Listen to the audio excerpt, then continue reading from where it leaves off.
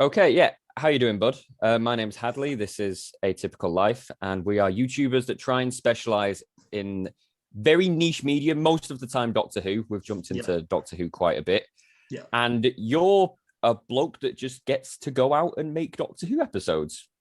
You know, Amongst many other things, yeah, like having a family and running a business. But yeah, you're right. I mean, I could never have imagined growing up watching Doctor Who on TV, one of my favorite shows, that, I would be blessed that I could be so much, not necessarily a part of the program itself, but doing something rather oddly, almost, you say, wedged in the middle between the program and fandom. I sit somewhere nebulously between the two.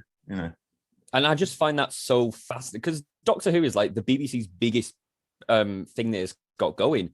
And the fact that you're able to inhabit this weird gray zone, we find absolutely fascinating. We had to have you on to have a talk about what the hell is going on. Why does one do it, or why can one do it? Bit of both. Both. Both. Well, why can you?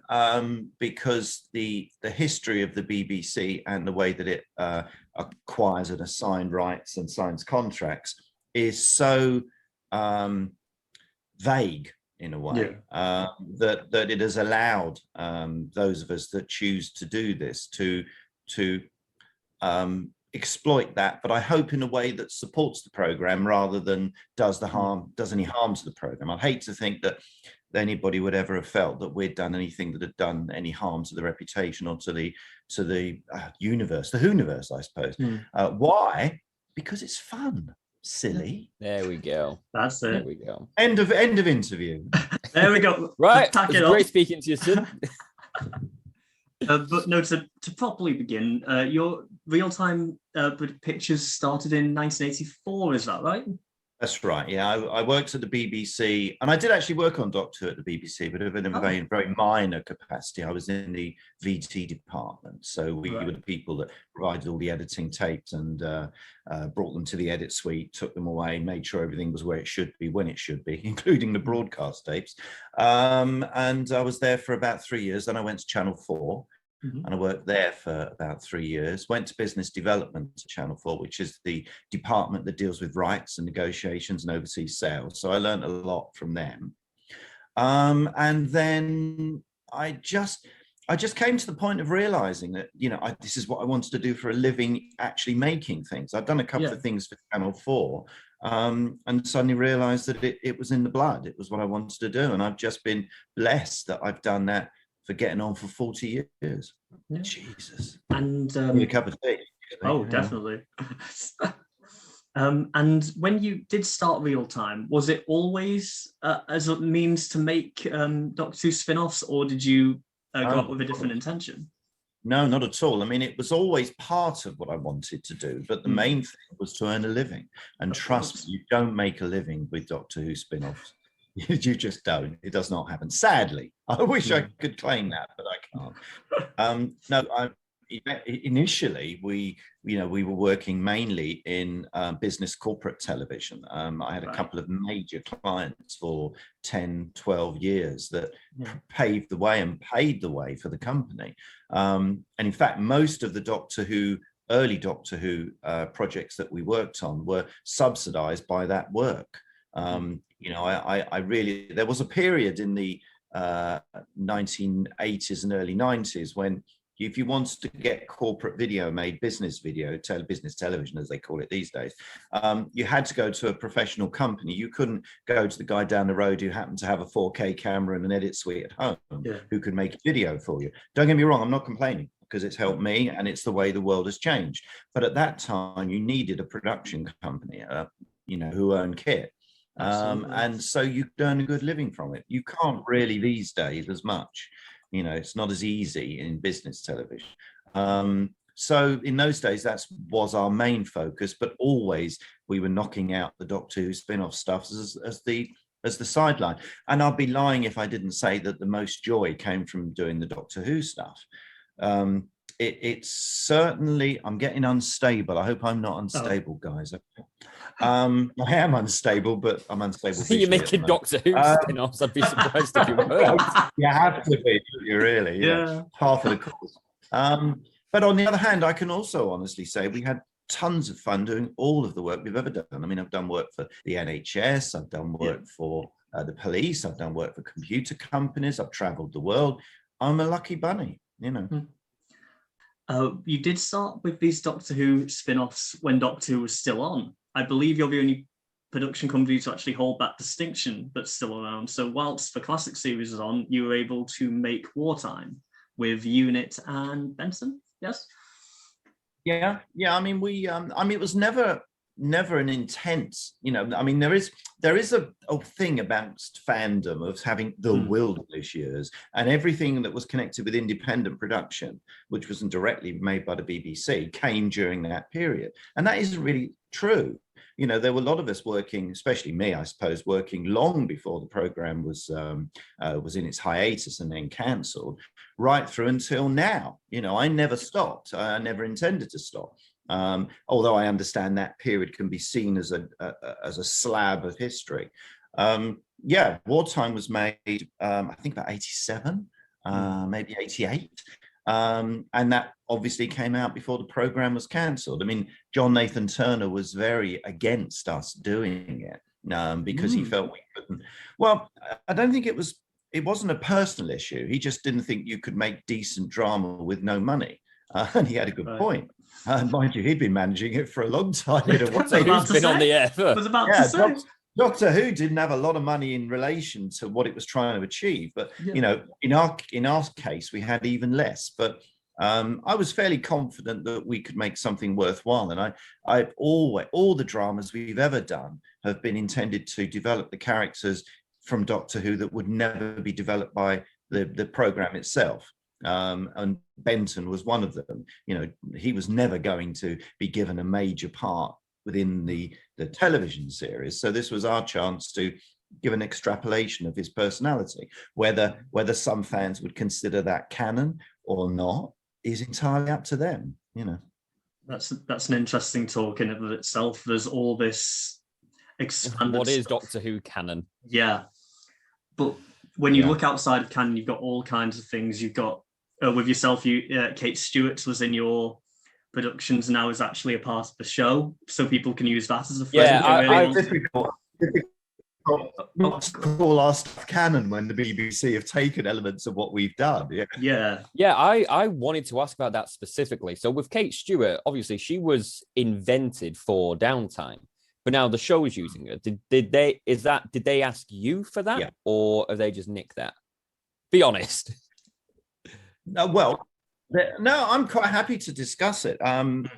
Essentially, there was a mistake made by the BBC that they had assumed, certain parties had assumed that Kate Lethbridge-Stewart had been created within BBC. And when you think about it, given that in Downtime every other character is a BBC character, apart from Cavendish, it sort of makes sense that somebody might make that mistake. When Mark Platt and I realised, we basically went to the BBC and said, guys, what are we going to do about this? Because there's no way that I would ever create a problem with the BBC with anything, because they've always been so generous to us. So I said, what are we going to do? And we just came to an agreement, which is obviously a legal agreement, so I can't talk about it. But it basically says they can do what they want and we can do what we want. Yeah. Although we are planning, I mean, I know some of your viewers, listeners, people will know that we've been talking about another drama called Anomaly for a long time. Yes. And that's just rather got kicked aside at times for other reasons. But it is written, Matt Fitton's written it. It is ready to go virtually, although Matt's doing a slight rewrite for me. It's just a question of logistically now fitting everything in, because we have 3 productions in the pipe. Including that one. We've got the sequel to Sill, which thank God Philip Martin wrote before he passed away. And we've also got another one based on the Stones of Blood, which we've got the rights to. Oh, really? Well, we've got the rights, but it isn't written yet. I mean, these are the 3 that I hope I can make before I pop my clogs. Because I mean, with Anomaly, I was going to ask, because I mean, we've got like the full library of your guys' stuff, but I cannot. According to a lot of sites online, Anomaly's already out, and I could not find anywhere to buy it. So that's actually quite a relief now, finding out that I'm not the one wrong, unable to find it.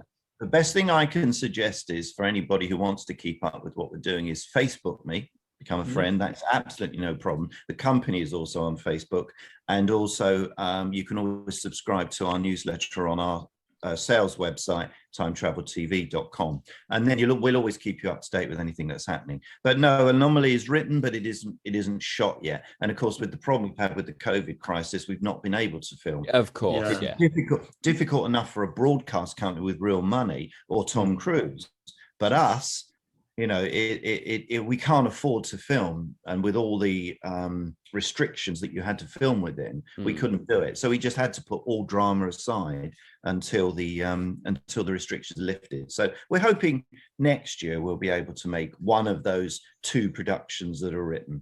Oh yes, let's hope so. That'll be wonderful, because again, the idea, it has Sophie Aldred cast as well. Is that right? Well, she was cast originally for Anomaly, but because she was in Sil, I probably would not use her again in another production fairly quickly. I mean, I'd work with Sophie every day of the week if I could, but creatively, you do have to sort of say, well, we can't have the same person playing different parts in no actor would agree with me. But as a producer, you can't really have one actor zipping around different roles within your, you know. It cheapens the effects. I understand. I certainly wouldn't say Sophie could cheapen anything, but it is true that you need to judge. And also, I believe in giving lots of people a chance. Wherever I can see an option to give another actor who would like to play a part, you know, it's lovely to. And one of the things I enjoyed with Sil was being able to work with Christopher Ryan, and with everybody, but specifically with Christopher Ryan, who I rate as an incredibly good actor. You know, and he's won 3 supporting actor awards for Sil, which he completely deserves. You know, if you want to see an actor, the definition of a supporting actor in a program, watch Sil and the Devil Seeds of Arador and see how he totally matches Nabil all the way through, but never oversteps him being the star. It's brilliant, and he deserves those awards. Yeah, because I did want to ask about Sil, and this is going more specifically into the choices that were made with each production that was done. I'm quite curious about what inspired this sequel to the Sixth Doctor's era, because up until now, pretty much everything had been a sequel to the second or third Doctor's era. Why Sil of all characters? Why not? Well, firstly, Sil, without a doubt, for me, was the best creation out of Colin Baker's era of Doctor Who. Not getting into a conversation about the pros and cons of Colin's acting, of the scripts of the period. You know, anybody can go into that kind of thing, and I'm not really interested in that. But as a character, I felt Sil was standout for me, probably the best alien, whatever you want to call it, created in that period. I'd always thought that. And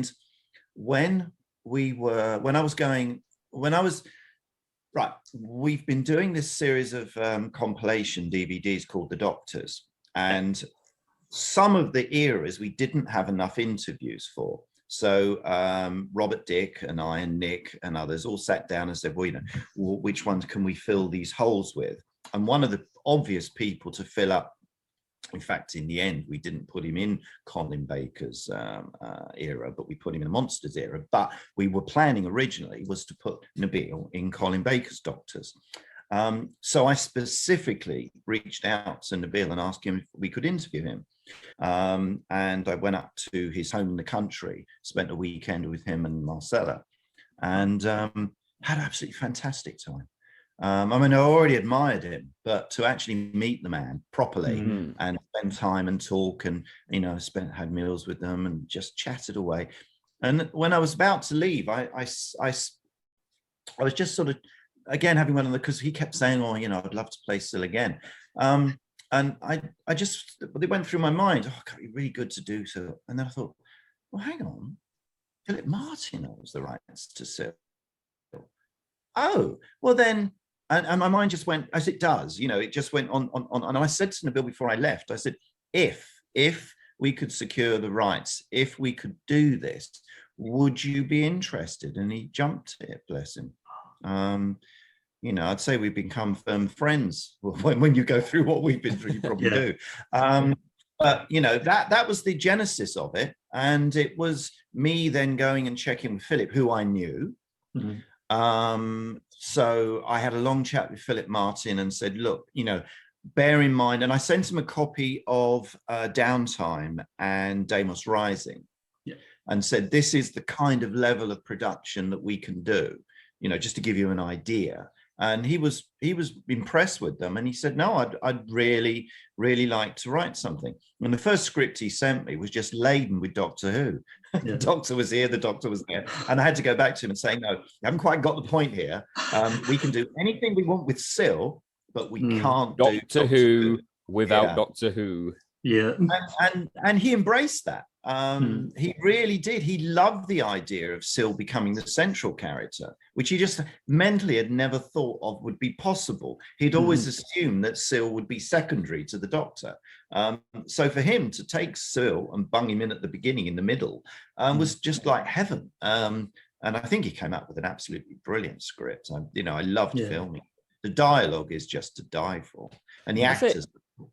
It's all such a big break from the norm with everything, to take such random and strange characters and do so much with them. Like for me, I'm a classic fan, more so than the new series. So for me to discover Reeltime Productions, which is all just sequel stories to some of the old stuff, it's absolutely fantastic. It's genuinely like love letter to the fans kind of stuff, seeing these characters given such attention to that, for all intents and purposes, a lot of the mainstream media does not care about.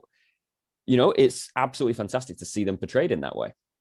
It's very difficult to, being fair to everybody connected with the program itself in the time that it was being made and then since, you can't concentrate on the characters that are featured in maybe one or two stories. Unless you're going to make Torchwood, i.e. Syl, the series, it's never going to happen. I would love Syl, the series. And Nabil had said, many times he fantasized about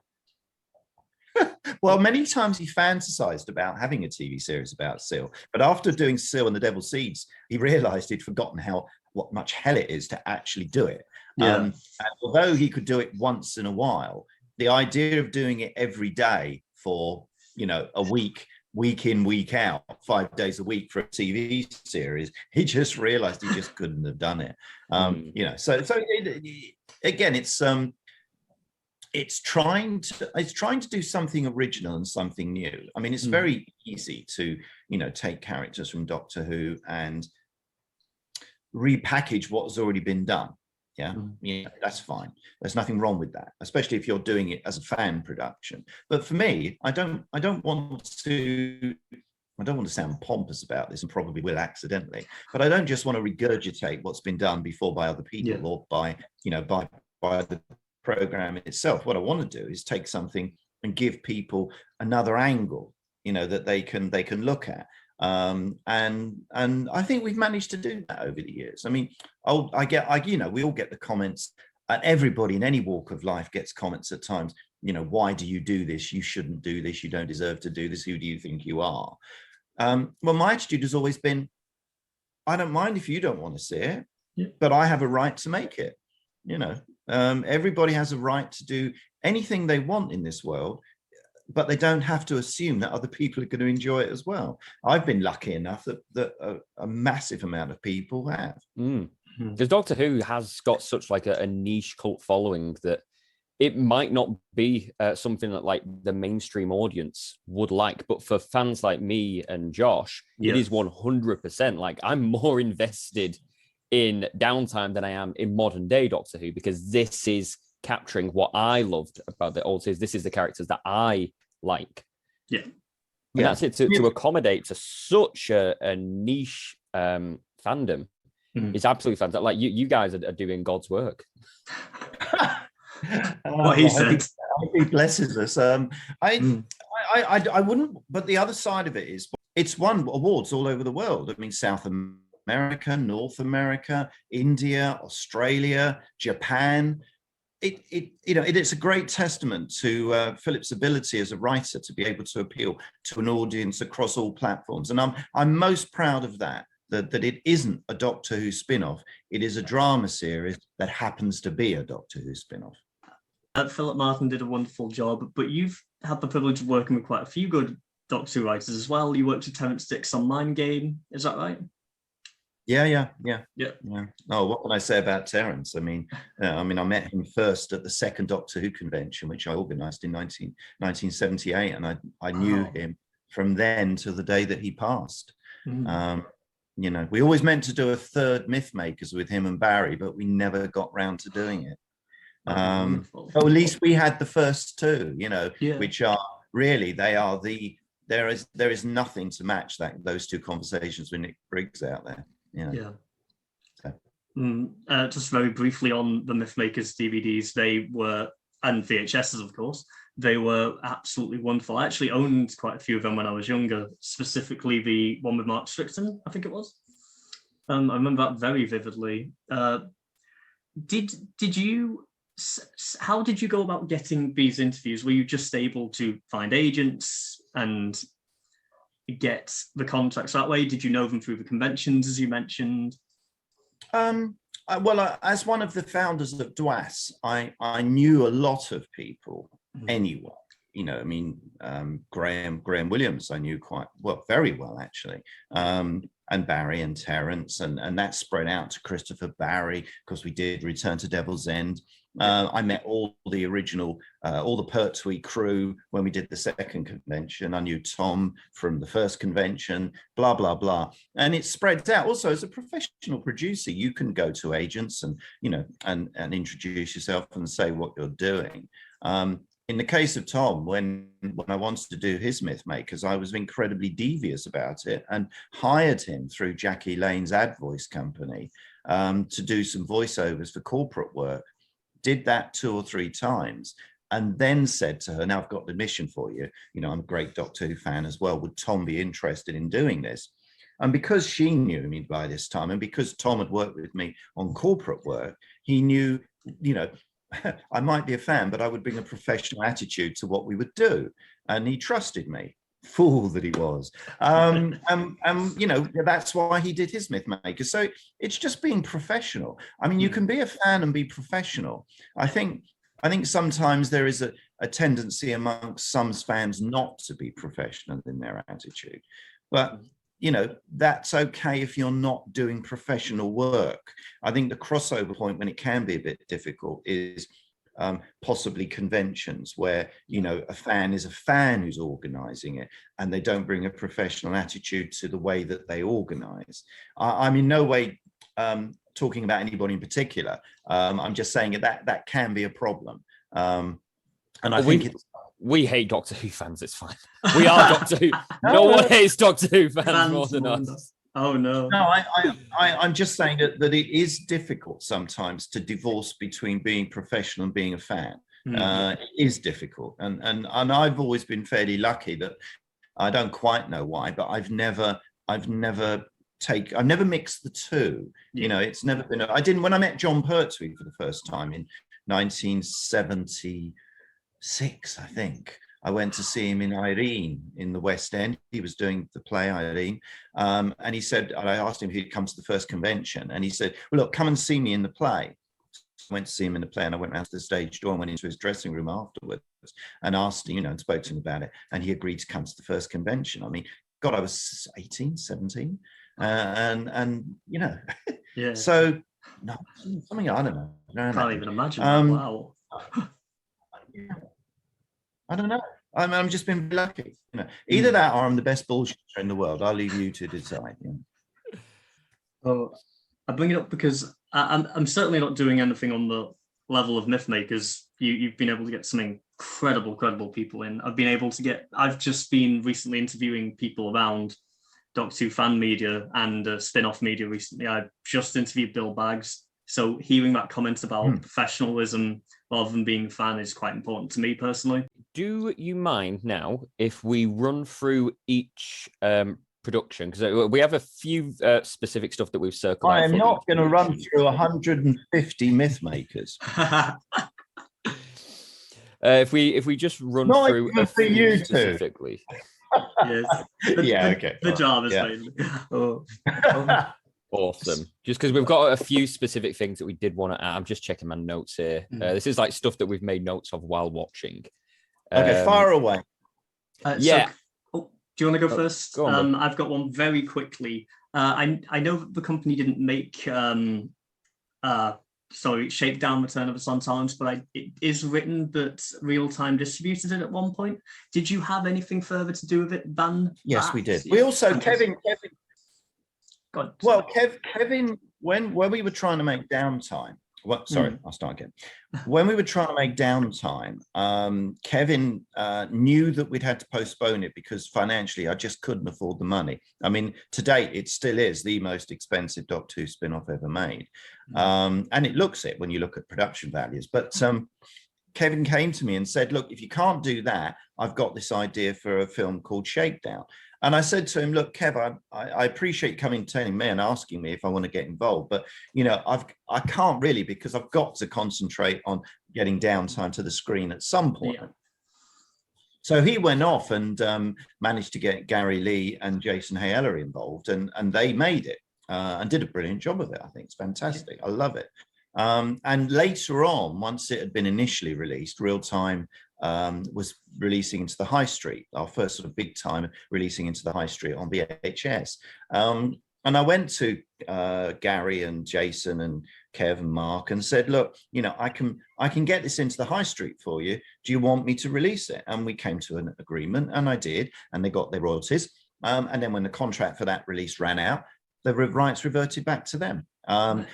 There's an issue over DVD. I mean, I feel it's a bit of a shame that it hasn't been released on DVD, and I would worry now that it may have missed the boat. That it may not be possible because of the fall in the market. But we can only hope. But that's a question for Jason. Oh, absolutely. That was one of my favorites that I discovered many years ago. I have been waiting to get a chance to talk about Downtime because for context, I am a huge Yeti fanboy. I think the Yeti are my favorite Doctor Who monsters. And the fact that they've only ever been used in 2 actual episodes of the show just seems utterly ridiculous to me. But it's not just 2 episodes now. It's actually 3 with Downtime. You guys have contributed 1/3 of the Yeti's entire existence. Yes, if you don't count the fan stage productions that have been made, yeah. Yeah, what do you want to ask me about it? I mean, it just came developed through all of us talking about what we could do next and acquiring the rights. I mean, it was one of those round robin conversations about everybody involved is what could we do, and it rather snowballed. I commissioned Mark to write the script, Mark Platt to write the script. And I'd secured the rights from Hazeman and Lincoln for the Yeti. But it was Mark that came up with obviously the story and the idea of in many ways, what he wrote was then plagiarized by Doctor Who itself and film, and not so much plagiarized, I suppose. It's an idea that we were ahead of our time. When we made Downtime, what I find interesting about Downtime, looking back at it now, is that it really is a marker, like the film, the Doctor Who film with Paul McGann. It's a marker from the past to the future. And there are elements in it, and both of it that you can see where you could go. And I think Christopher Barry did a wonderful job directing it, but it snowballed on us. One actor was in it, and then another one wants to be in it, then a third one wants to be in it. It grew. It's by far the most like mainstream, I guess you could call it, with it having like 3 of the main show's companions in big roles as their actual characters. I think it'd be the most possibly accessible for someone who's watched the classic series and is looking to get into them, I think this is a good jumping off point. It was my first one that I saw. Professor Travers as well, right? From Yeah. yeah. I mean, it's there. It's. I mean, it is as close to making Doctor Who that you can get. Oh, well, there still would be the same. I mean, I suppose they all are to a degree, but specifically Sil and Downtime are probably the two closest to Doctor Who that you could possibly get. And when Liz was, I mean, we didn't realise or think that Liz would be in it, but at the last minute, I mean, all this was done with the BBC's help as well at the time, because they weren't making Doctor Who. The BBC were very helpful at allowing us to use the characters. You know, I know a lot of the time the BBC gets stick for being a bit too shirty, shall we say, about allowing things to be done.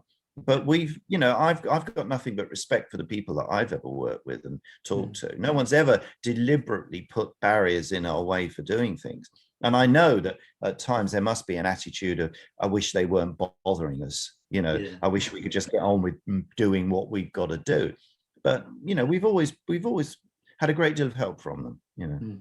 The Yeti readers, I could talk for hours about Downtime. I'm way too interested in Downtime than someone should be. Like you need to get a life, mate. I'll tell you. I completely agree.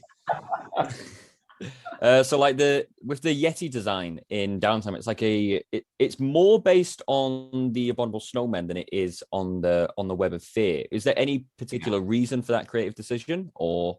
Not really, no. I mean, it was, again, everybody involved had their area, as is always the case. And Julian Vince designed the Yeti. And I think you're in a way, you're on a hiding to nothing with something like the Yeti. It's very difficult to make them scary in anything other than a claustrophobic environment, I think. And a lot of the time, because of the way Downtime was written, things were outdoors as well. And I think that is difficult. I think he did a really, again, on a limited budget. Sounds like I'm making excuses. I'm not. But on a limited budget, I think he did an incredible job. You know, I mean, I think they worked really well, especially in the battle scenes. Oh, yeah. And the thing of them transforming a few of the workers in the Institute transform into them as well. That was a cool sequence. Yeah, and again, you know, it's interesting that for the time, the visual effects that we were using, or that we were able to do, I think they're all done by Framestore as a favor to us.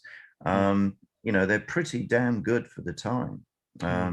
You know, when you think of Doctor Who at the period just before we made it, compared to what we had in Downtime, I think we did really well. Exactly, it works great as a third part of that the Yeti trilogy, I call it. I'd love to get some kind of like release of just those three together if we I mean, it would be, I would love to. I mean, I remember there was a time quite some time ago when somebody who was doing the box sets for the BBC came to us when they were doing the Demons a long time ago on DVD, not nowadays. And they said, we know you've made this documentary, Return to Devil's End, and we'd like to have it on the box set. And I said, well, of course, I'd be delighted. And they said, how much would you want for it? And I said, well, they wanted the rights for 10 years. So I said, well, if it's 10 years, you've got to pay me what I'd get if I released it, because I hadn't at that time released it. And I said X, which, trust me, was not a lot of money. And they just went, oh no, and went away. So, you know, there is a funny juxtaposition sometimes with rights over some people. You know, you get this attitude of, yes, well, of course, we're the BBC and it's going to cost you this. But if you come back to them and say, well, hang on, we're Reeltime Pictures and it's going to cost you this. What? we were just asking generically about the novel, because we've not actually been able to track down a copy of it. We were just wondering, you know, is it real? Were you guys involved in it? Could you shed a bit of light there for us? It was published by Virgin in the Missing Adventures, and Mark wrote a version of the book including the Doctor, the story including the Doctor. So the novel is a Virgin Missing or New Adventures perhaps. Virgin New Adventures novel, and that novel was published by Virgin. Now obviously that novel includes the Doctor. So it can't be republished by anybody other than the BBC, because the Doctor's rights are held by the BBC. Some people have suggested doing a novelization and removing the Doctor and just doing the core novel of Downtime, of the film of Downtime.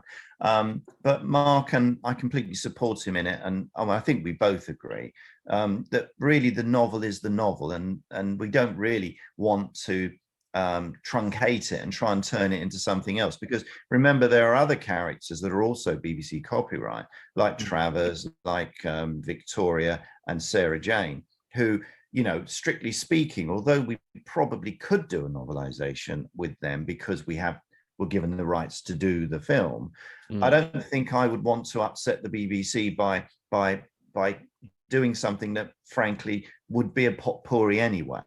You know, I think one day that book will be republished by somebody.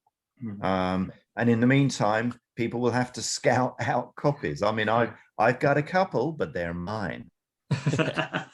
Is it true? I saw that Wartime got a publication, but I think that was not yet. No, it hasn't actually happened yet. Right.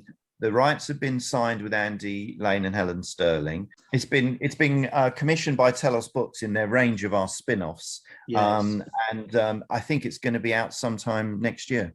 Okay, fantastic. And what has happened within it, which I'm really pleased about, is we've been able to insert something within this story that ties the range together. And I love continuity when you can do it. And it's really sweet. But I'm not going to spoil it for those of us that are sad Reeltime Pictures fans, and they're even sadder than Doctor Who fans, and spoil that bit of reading when it comes. But I'm really pleased that we've been able to incorporate something that ties a lot of our storylines together. Yeah, that's cool. That's sick. Okay, I think you had a few questions wanted to do over the Devil's End stuff, because we've kind of neglected that in this conversation. So you want to crack on with them? So before we get into it, only quickly, I wanted to compliment Mindgame and the Mindgame trilogy, because that was something that I was able to find many, many years ago online, and I didn't think it wasn't Doctor Who. Like you watched it online? You watched the official release illegally. Didn't buy it. Oh, it was great though. Like just as you mentioned before about adding these characters that would never get the development in Doctor Who, having a Draconian, having Sontaran. At the time, we never thought we'd see the Sontarans again in Doctor Who. You know, and of course, we've never seen the Draconians again, sadly, because I think they're a race that I can't understand. I really cannot understand why New Who haven't used the Draconians. I've always maintained that the Draconians look the same quality of like modern day Doctor Who monsters. I think you could take them looking exactly the way that they did in the Pertwee era, put them in the show, and they would look completely in place. Yeah. I mean, a little bit of tweaking, but I completely agree. I mean, there was one time when, after we'd made that, I was seriously trying to see if I could get the capacity together to do a web series, or at least a regular DVD series set in a space station somewhere, like Deep Space Nine kind of thing, with a small cast, with a Draconian. And a couple of other characters. Oh, that'd be fantastic. Yeah, I know instantly the kind of thing that you're talking about. Yeah, but we couldn't. It was just the amount of energy, effort, and writing that would have been required just would have been too much. It just wouldn't have been possible. It would have been a full-time job for me just to do that. Yeah, and I could never do that. There would never be the money in it. So you know, you can't win them all. I mean, we're actually re-editing Mindgame and Mindgame trilogy into a new production, Mindgame Requiem, because I was never completely happy with the packaging, the visual effects, and they don't quite sit right with each other as the original and the sequel. So you know, they stand alone in their own right, but just for my own personal indulgence, and because I think it'll make a better frame, shall we say, in all.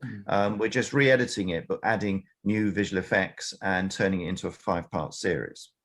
So that will come when we can get it done, because we have to wait on those that are helping us sometimes to get things done for us. But it will happen, and it's all being remastered to HD, so it'll look better, and it'll have some incredible visual effects as well.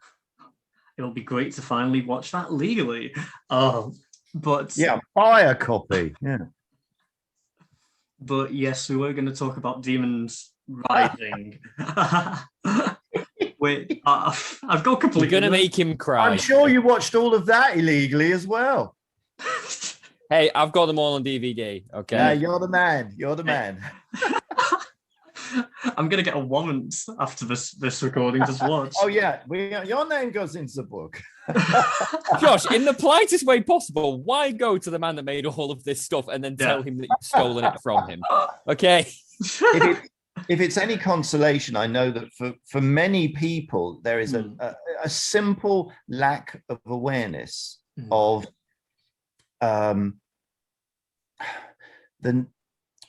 what looking at something without paying for it does to the people that make it. I mean, Big Finish have a massive problem with torrent sites, with probably a third of the people that listen to Big Finish don't pay, and that's a massive dent in their income. And for us, even smaller than them, if anybody out there is watching this and has ever, downloaded it and watched it or not paid to see it, I'm not upset with you. I'm not going to get angry or anything, but I would just ask you to think, if you've enjoyed this, think, can you help by supporting us to make the next one? Because every person that pays for it gives us that bit more money to invest in the next production, because I can promise you we don't make money out of it. It is not like the BBC where it is a business to make money. We do this because we love doing it. Obviously over the years some money has come in, but everything I've ever earned from the Doctor Who spin-off stuff goes straight back into the next production.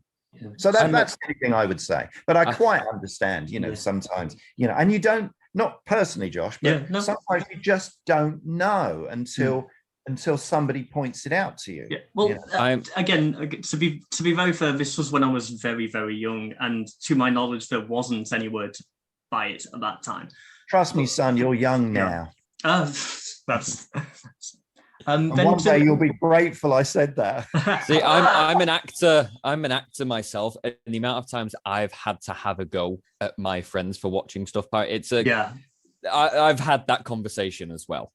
100%. So ultimately, it's the appreciation that you're hoping for, but money has to come into it, because the budget on Downtime was, I think, about £50,000. That was in 1996. I'm not absolutely sure. It might have been a bit earlier. I think it was 95. But thank you. But that was a lot of money then. It still hasn't broken even, and it probably never will. Not in my lifetime. It was only because DSL, Dominic Temporal Services Limited, Andrew Beach, and Ian Levine made it a co-production and helped out, that we ever managed to make it. Well, so very quickly then, do you want to briefly say where you can get them from now? I've noticed the Amazon listings have been quite sporadic as of late. Is that right? No, you should. I mean, all of our productions are available through our own sales website, timetraveltv.com.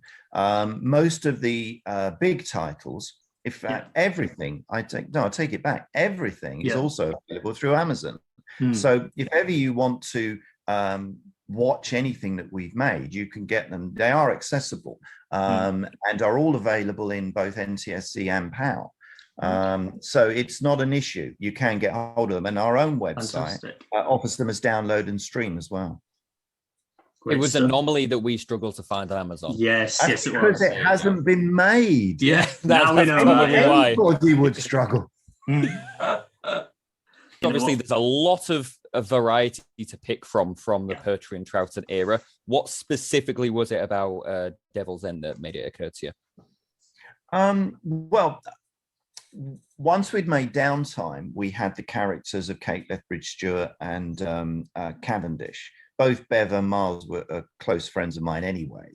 And when David Howe and I were throwing ideas around about something to make later on, it just made a great deal of sense to make a sequel to The Demons and then be able to use Kate Lethbridge-Stewart and Cavendish. What we were looking for was a vehicle for Lethbridge-Stewart and Cavendish to be in the next story that we were doing.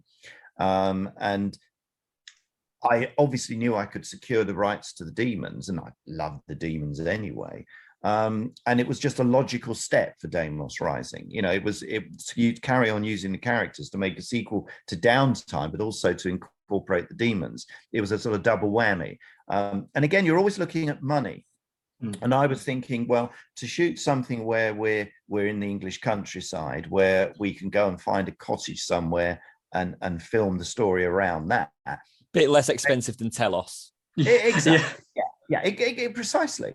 You know, and we managed to get some lovely production values in that. I think I felt the ending, just like the ending to the Demons, is a bit harsh because, you know, you've just got Azal and our demon standing there yabbering for a few minutes near the end, and that does tend to remove the drama at the end.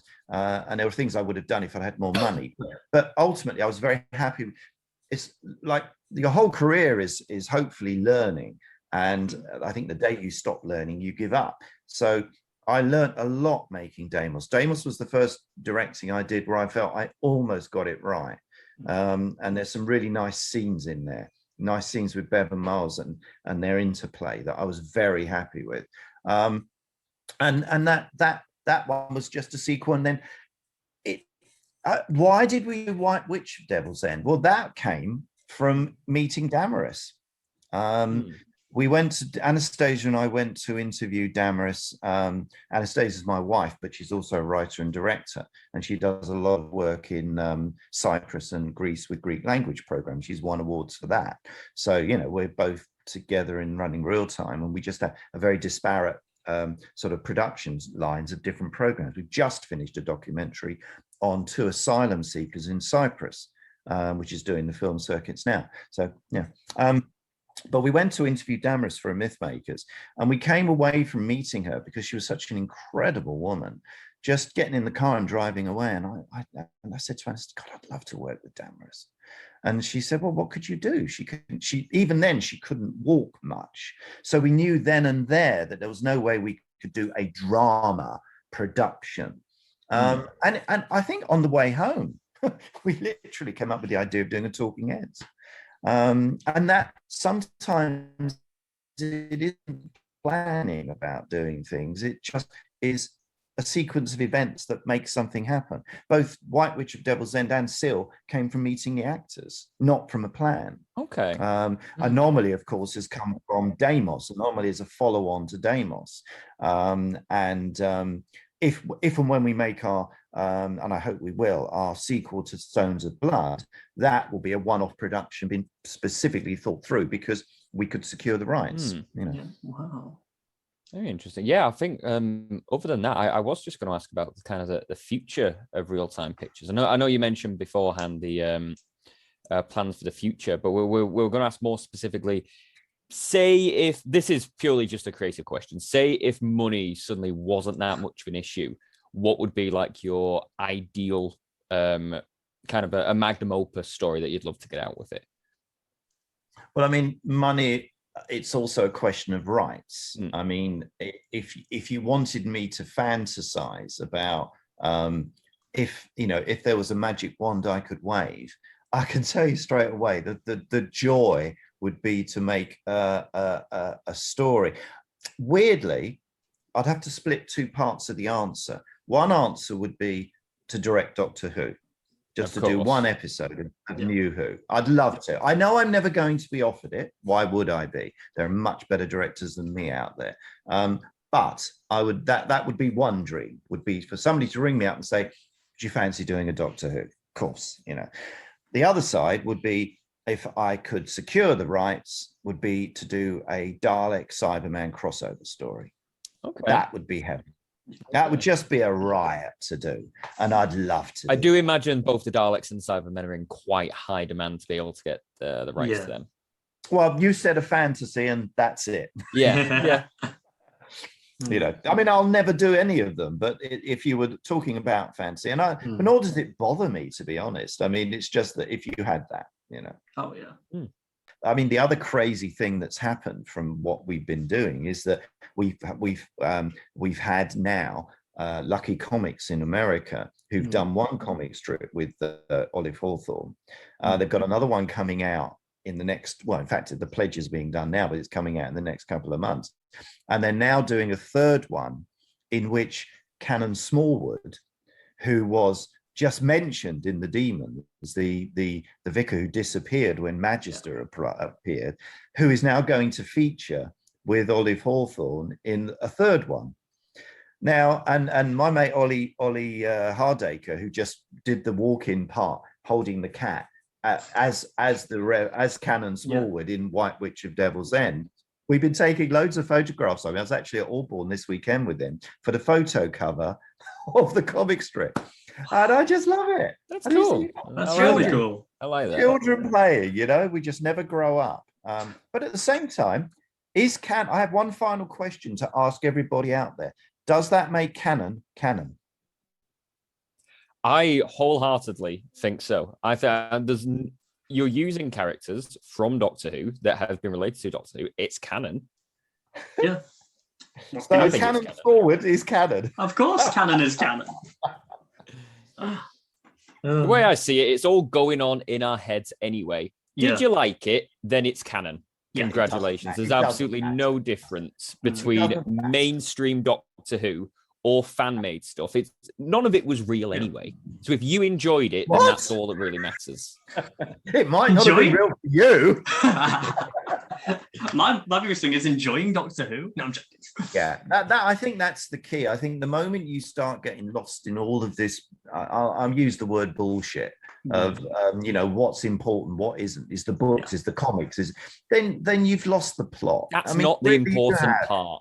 No, who cares? Everyone has every right to say, this is what I'm interested in, this is what I'm not interested in, but don't tell anybody else what they should do. That's it's why, like with me, who's more of a classic series fan, like when all the controversy came out, like the Timeless Child and the stuff they're doing in the new show, I didn't really care because that's not the bit that I like. The bit that I like is through like Hartnell to Pertwee. That is my Doctor Who, and I'm not gonna shit on anyone else for liking those areas of Doctor Who, but this is mine, and I'm quite happy with my bit. Anything else after that, it might be canon, it might not be canon. I don't really care. I'm happy with my bit that I've got. I think you just must keep an open mind and allow everybody. It's a big universe out there, and if we can't in our little bit allow people to do what they want to do, it's very sad. I mean, the Doctor Who community is a wonderful community, and I feel very blessed and supported by so many people over the years. And I'm always at my happiest when people are accepting of everybody else and what they do. I don't like big fish in small ponds. Just relax and enjoy life. That's my attitude. I like that. I think that's a good note. I think that's a good note to end on, actually. Yes, we've kept you for more than enough time. You've been a huge help. Well, that's it. I mean, the next drama is now delayed by a year and a half, guys. I mean, we're a 12-year wait between Devil's End. That's fine. Yeah, it does take time. It's money. Yeah. But no, yeah, that's been absolutely fantastic. Thank you genuinely for like kind of pulling the curtain back, I suppose. It's genuinely been really interesting to hear about how it all comes into fruition. It's a pleasure. Anytime. Well, not again today, but anytime. Any other time. Thank you so much. Okay, guys. Cheers.